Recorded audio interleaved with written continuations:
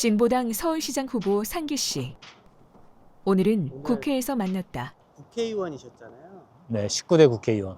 근데 국회의원 당선될 줄 몰랐고 이정희 대표가 급작스럽게 사퇴하면서 내가 이제 간 거고 선거 운동할 때도 열심히 하셨던 이정희 대표에게 누가 돼서는 안 된다는 마음으로 최선을 다해서 선거 운동을 하기를 했으나 내가 이거 당선되는 선거구나 이런 생각은 선거 운동 기간에도 한 번도 해본 적이 없었죠. 첫 번째 도전하신 거는 언제? 2010년에 이제 민주노동당 때 출마를 했는데 한명숙 총리가 그때 민주당 후보였고 단일화를 했죠.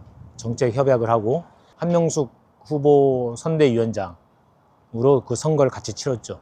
어쨌든 이제 뭐 오늘 국회 왔으니까 국회 좀 다니시면서 국회의원 시절 이야기를 좀 나누도록 하겠습니다. 네.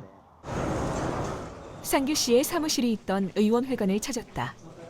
지금은 다른 의원이 쓰고 있을 국회의원 이상규의 옛 사무실. 그런데 장동혁 대표 아, 실이네. 당시 의정 보고서에 적힌 의원실 602호가 맞다. 지금 보니 터가 좋진 않았나 보다. 어떻게 생각하세요? 나도 장동혁 대표가 내 자리에 와 있는 줄 몰랐네. 그래도 여기서 많은 성과를 냈었다는 상규 씨. 상규 씨가 당시 제일 잘했다고 생각하는 일은 무엇일까? 국정원 댓글, 국정조사. 그러니까 국정원이 댓글을 달고 있었다라고 이제 찾아낸 증거들 한 10가지를 추리고 그 중에 하나를 이제 국정조사 자리에서 공개를 해서 댓글을 조직적으로 사실은 달고 이제 국정원이 대선 개입에 집착했다. 이걸 밝혀낸 거죠. 김하영 증인, 심리전단 활동이 댓글만 답니까? 직접 게시글을 올리지 않습니까? 구체적인 활동 내용에 대해서는 답변드리기 곤란할 것 같습니다. 그럼 여기 뭐하러 나왔습니까? 그때 당시 그 구미에서 불산 사고가 나서 구미 시내 전체를 불산이 뒤덮어서 실려가고 또 농작물 피해 이런 여러 가지 피해가 그때 심각했었는데 화학 사고가 나면 투입할 수 있는 체계가 없는 거예요. 화학 사고에 대응할 수 있는 특수 재난 구조대가 필요하다. 근데 당시에 그 박근혜 정부가 반대해서 이게 불가능하게 된 거를 제가 이제 정호원 국무총리를 그 본회의장에서 총리를 불러 세워서 반드시 하겠다는 총리가 답변을 했고 그거를 시작으로 해서 실제로 그 소방방재청 산하에 특수재난구조대를 창설하게 되죠. 그 외에 지역에도 한 일이 많았다며 자랑하는 상규 씨. 일에 대한 자부심이 넘치던 그는 그러나 하루아침에 당도 잃고 의원직도 잃었다. 예, 저쪽이 여기였죠. 예, 예. 그때도 우리가 천막을 못 치고 그때 막 눈 펄펄 오는데도 이제 여기 있었고. 민주국가에서는 상상할 수도 없는 정당 해산. 박근혜 정권이 현대 정치사에 남긴 크나큰 범죄다. 저는 한 20일 했죠.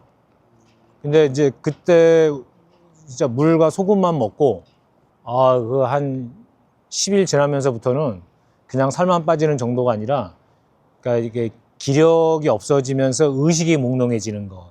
당시 좀 신경이 좀 어떠셨는지? 꿈도 못 꿨는데 당 해산 과정을 이렇게 놓고 보면 국정원 댓글이라거나 사이버 사령부 댓글이라거나 박근혜 정부 탄생의 정통성에 문제가 될 만한 것들을 주로 당시 진보당이 집중적으로 캐내고 정권 위기에 몰리면서 그들은 이제 계획적으로 준비한 거죠. 대한민국 헌법상 의원을 박탈할 수 있는 권한은 헌법재판소에는 아예 없습니다. 그럼 불가능해요. 근데 이제 그 위헌 판결을 헌법재판소 재판관들이 한 거지. 24일간의 단식 농성.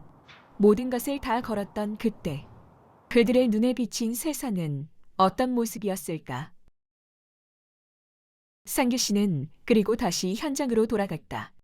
와서 인사를 하는 분들이 이제 여러 명 있었고 나부자꾸 우는 분들도 있었고 자기 같으면은 그 힘들고 아파서 못 나올 텐데 어떻게 그런 모진 시련을 겪으면서 또 이 힘든 건설 일을 하냐고.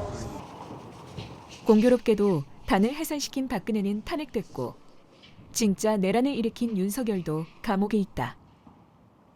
다시 살아끼는 정치인, 그의 10번째 도전. 서울시장 후보로 나서는 그의 포부가 궁금하다.